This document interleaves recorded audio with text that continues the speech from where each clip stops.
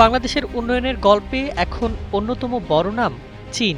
একের পর এক মেগা প্রকল্প, আধুনিক অবকাঠামো, সেতু, রেল ও টানেল নির্মাণে চীনা অর্থায়ন এবং প্রযুক্তিগত সহায়তা দেশের অর্থনীতিকে নতুন গতি দিয়েছে। কিন্তু উন্নয়নের এই দ্রুতগতির ট্রেনের পাশে ক্রমেই বড় হচ্ছে আরেকটি প্রশ্ন: চীনের ওপর বাংলাদেশের নির্ভরতা কতটা নিরাপদ?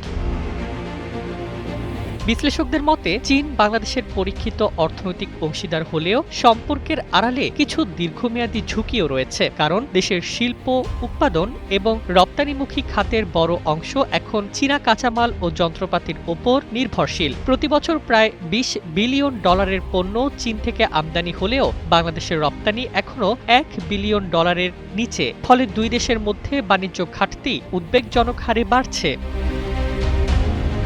বিশেষ করে পোশাক শিল্পে চীনের আধিপত্য সবচেয়ে বেশি। কাঁচামাল থেকে শুরু করে শিল্প সরঞ্জাম সব ক্ষেত্রেই চীনা পণ্যের বিকল্প খুঁজে পাওয়া খুবই কঠিন। কম দাম, দ্রুত সরবরাহ এবং উন্নত মানের কারণে ব্যবসায়ীরা চীনের ওপর নির্ভরশীল হয়ে পড়েছেন। তবে অর্থনীতিবিদদের আশঙ্কা, কোনো কারণে সরবরাহ ব্যবস্থা ব্যাহত হলে দেশের উৎপাদন খাত বড় ধরনের সংকটে পড়তে পারে।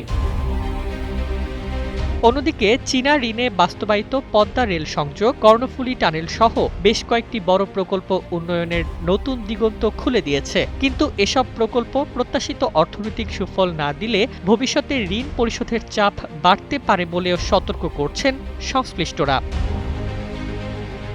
আন্তর্জাতিক অঙ্গনেও চীনা ঋণ নিয়ে বিতর্ক রয়েছে। শ্রীলঙ্কা ও পাকিস্তানের অভিজ্ঞতা প্রায়ই আলোচনায় আসে, যদিও বিশেষজ্ঞদের একাংশ মনে করেন শুধু ঋণ নয়, দুর্বল অর্থনৈতিক ব্যবস্থাপনাও এসব সংকটের বড় কারণ।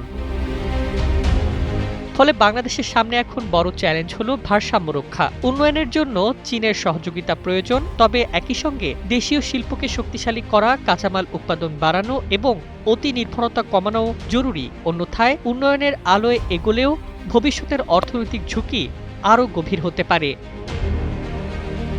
Desk report, Bangladesh bulletin.